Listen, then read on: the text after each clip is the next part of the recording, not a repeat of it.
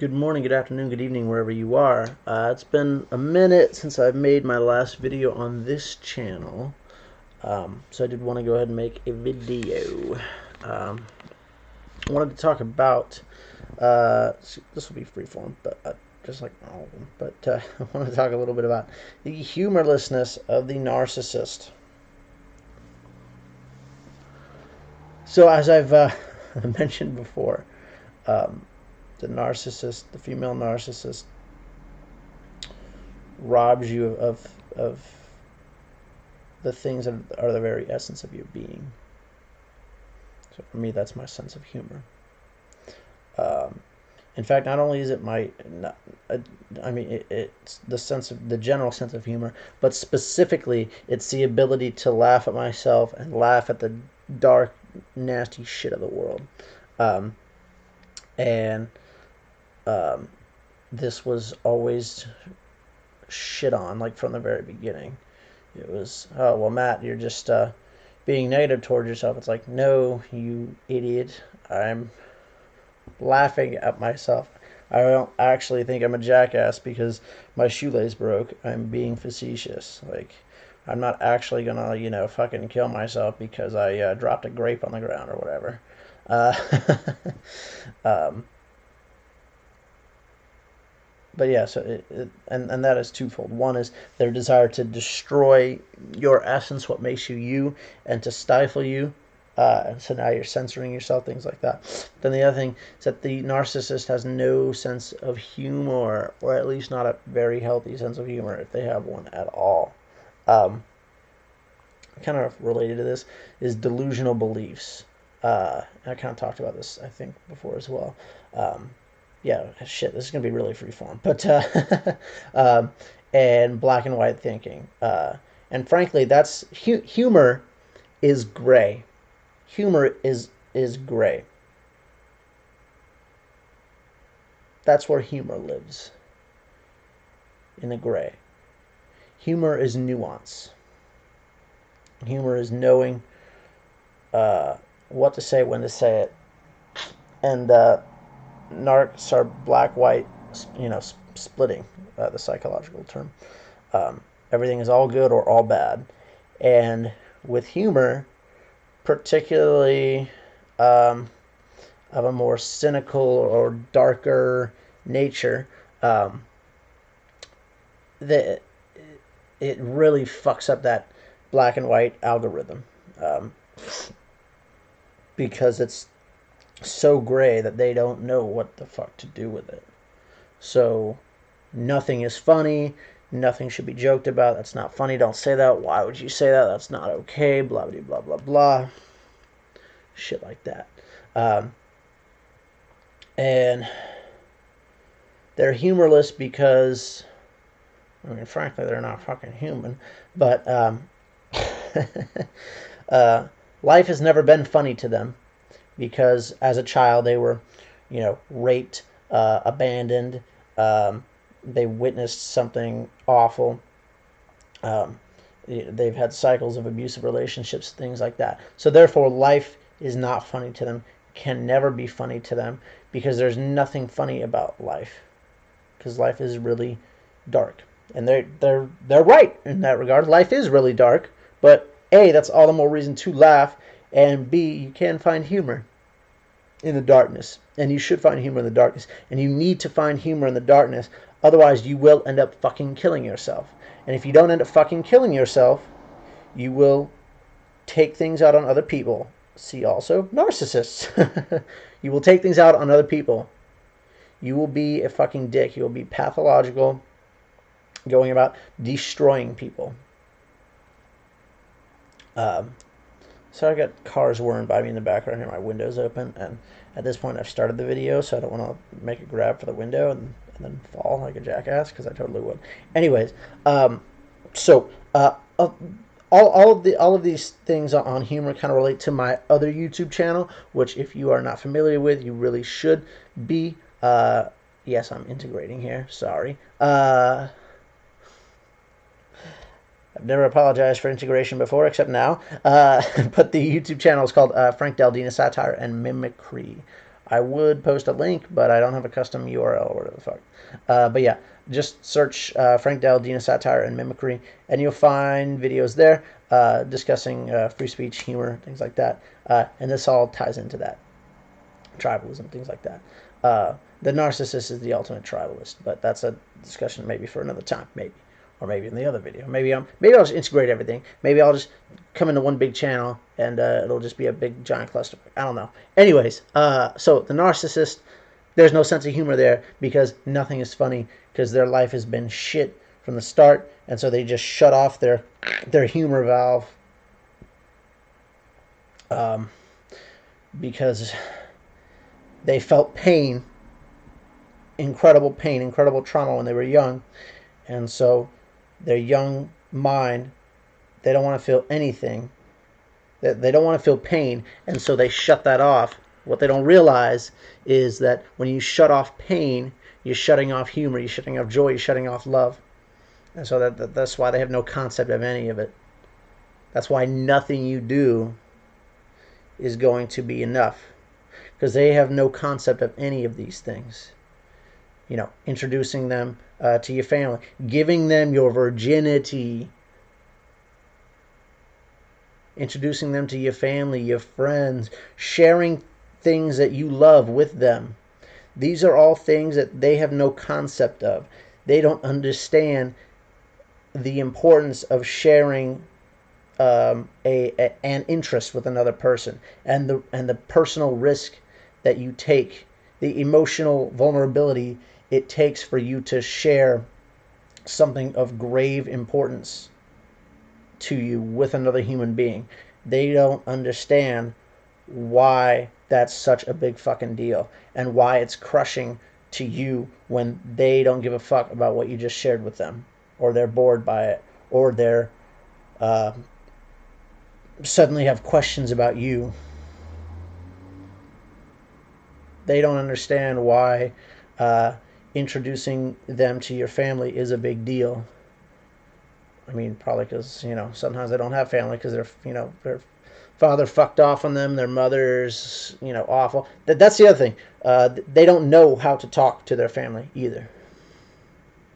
And of course, the other thing about narcissists, as we know, they'll flip all of this onto you. They'll say you don't know how to talk to your family. They'll even call you a narcissist, all these things. And again, this is where the humorlessness comes in, and it's really weird to talk about humor when they're just hurling shit at you.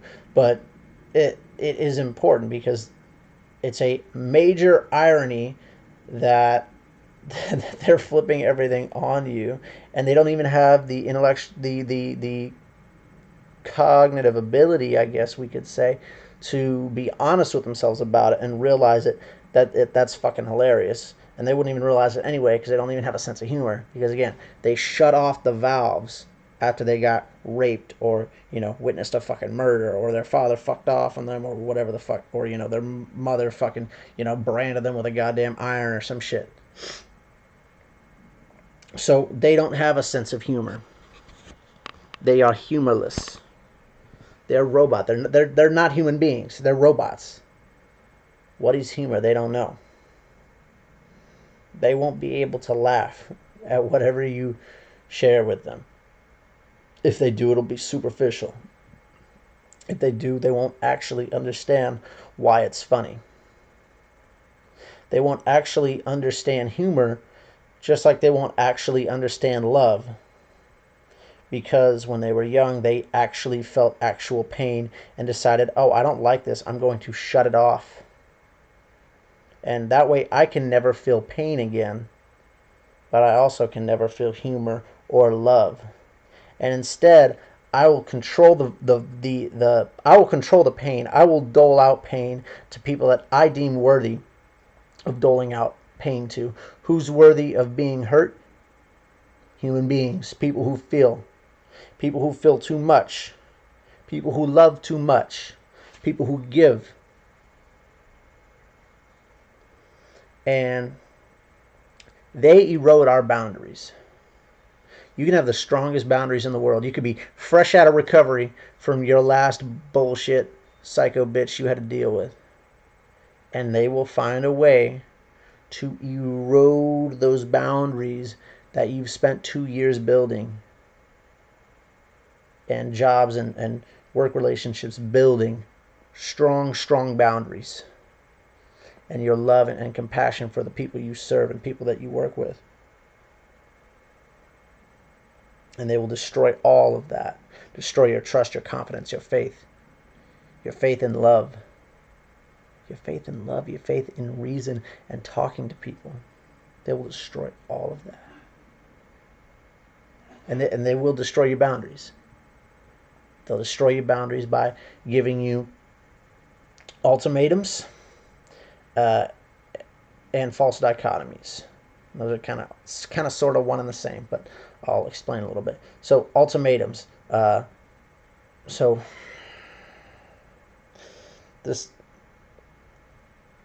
one, her ultimatum was always, she would fucking start something, and then I'd be like, you know what? Fuck you. I don't have to fucking deal with this. This is bullshit. You're fucking treating me like shit right now.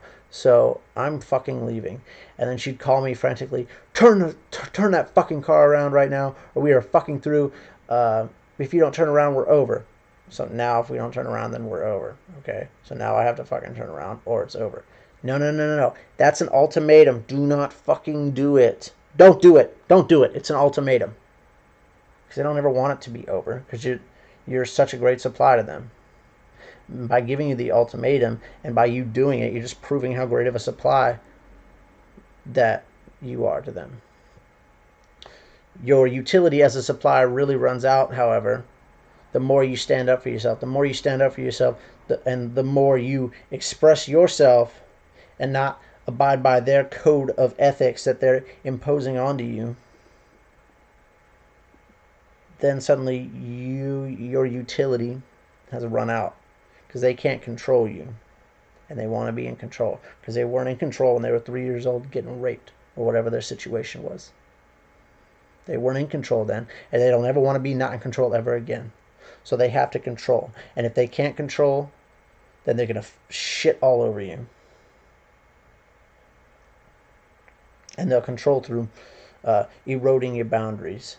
And then suddenly, before you know it, you've spent all your goddamn money on them, because all the gestures that you put in to showing them that you love them doesn't mean anything to them, because they don't know what those gestures even mean. They have no concept. They are 3 years old in here. They are 3 years old in here. They do not understand what it means to drive across a bridge an hour out of your way just to see their asses every single day, spending over $100 a week on gas and tolls. They have no concept of the commitment that takes in time and in emotion, particularly when you get to their job to pick them up and they're just yelling at you about their shit day because they don't even have emotional regulation to work that shit out in their own fucking head.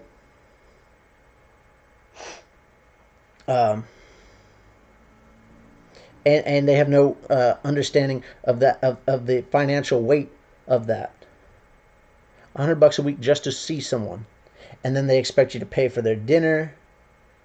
And then when all of that shit doesn't work, constantly texting them all the time, telling them how much you love them, going to see their asses every day, driving an hour out of the way, all this shit that they don't understand, then you will inevitably turn to gifts. And then they will turn that back on you and say that you were trying to buy them. But they made you into, I have to buy them because my gestures aren't showing them enough. So maybe if I, spend a few grand on a rock to put on their finger, then they'll get it. But they won't get it because they can't get it because they're not human beings. They don't think like you think and like I think. Everyone is a utility. Everyone is a utility to them. The utility is basically attention, affection, adoration, adulation, power, control, worship. And they set the standard for all of that too, by the way. They do that by just showering you with the most affection, attention, adulation, adoration, admiration that you've ever ever polar confusion. Sorry, if anyone's ever heard that song, you know where I was going with that. Okay, I'm sorry. But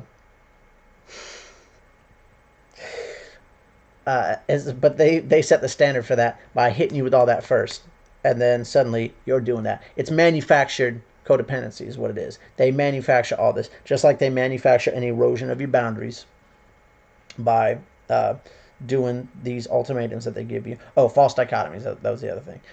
So false dichotomies are, well, again, this is the crux of the black or the white thinking is a false dichotomy. I call it the false dichotomy game. Like politically right now, that's what we're going through is a false dichotomy game. But go to my other channel for that. So false dichotomies.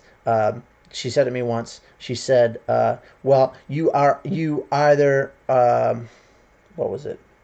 You either love me or you just can't accept mental illness and can't understand and don't want to understand and don't want to help, which is bullshit. And she knows that that's bullshit. And she said that because she knew that it would affect me and that now suddenly I have no choice but to play the false dichotomy game. Why do I have no choice but to play the false dichotomy game? Because if I don't embrace her, then I have a problem with mental illness. Even though I know that that's not true, and even though she, somewhere in that fucked up head of hers, knows that that's not true, because I serve people with disabilities, including mental illnesses, 66 hours a week. So she knows that that's not true. She's just spewing shit to get me to do this and forgive her for fucking bitch slapping me and being a total fucking cunt. Ultimatums and false dichotomies. They push, they push, they push, they push, they push. You say, you know what? Fuck you. I don't deserve this fucking treatment. And then they'll say, I can't believe you would treat me this way. Why would you do that? When they were being a fucking bitch to you to begin with. Shitting all over you. Not respecting you and your time. Which again, all these things, they have no fucking concept of. If they were to come see your ass and you were fucking just out of your gourd, just juiced out of your nut, fucking drunk, absolutely shit-faced, they would not appreciate it. They would not put up with it. They would not stand for it. That would be a huge disrespect to them. But they can fucking shoot up. They can light up, get fucking stoned off their ass. All they want, and you just have to fucking deal with it. Otherwise, you don't love them. They can pour your drink down the sink. But if you were to ever say, stamp your goddamn joint out, give me some fucking respect, then you're an asshole. Because they do not live in reality. They live in this parallel fucking universe where they are God and they have all the control. It's a fantasy. You need to get the fuck out. Fuck them. Who the fuck is this bitch, huh? She can't fucking control you. Doesn't make you a weak person. You're not a weak person. She's the weak person.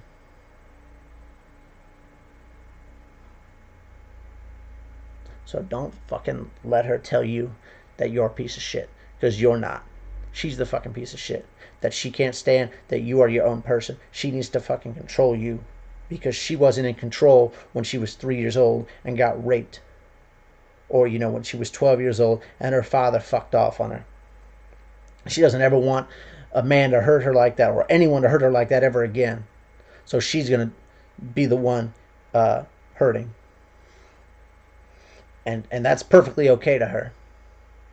Anyways, hopefully y'all got something out of this. I know I've got, I don't know, maybe 13, 14 subscribers.